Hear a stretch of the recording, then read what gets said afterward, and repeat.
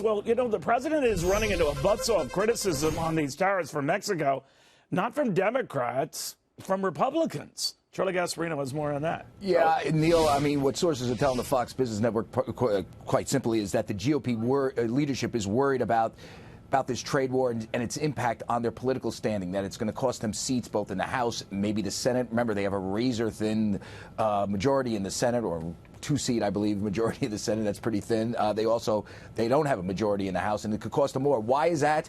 Because the trade war, despite what the president says of Mexico ripping us off, what people say in the GOP leadership is that in many states, trade with Mexico has been a net positive for these states economically. And if you look at border states like Texas, you look at farming states like Iowa, this could have a real impact. It could have an economic slowdown in these areas, and that in turn will cost Republican seats. At least that's what I'm hearing now.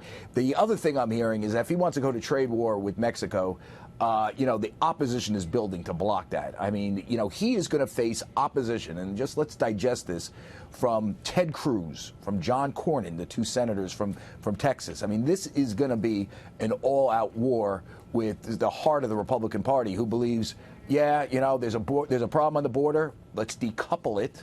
Okay, let's fight that border war. He's right about the wall. He's right about the immigration, but don't do it at the expense of the economy in these states. And again, I would just say this, Neil. The president says Mexico's been getting away with murder in terms of trade.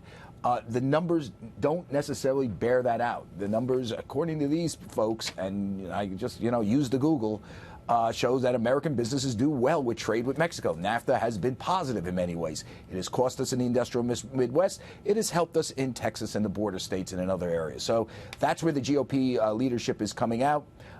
This could be the bridge too far between Donald Trump and the GOP leadership, which has basically accepted most of his stuff, try to rationalize some of his behavior, right? But not on trade, it looks like. And this is going to be a big story going forward. And he is kind of threatening them by saying, look, it would be foolish to argue with me on this point here. So that could set up a real battle. Well, it'll be Mitch McConnell, Ted Cruz, John Cornyn, right? Some bold-faced names against the president on trade. I mean, that's the way it's shaping out. To put it mildly. All right, thank you, buddy, very, very much.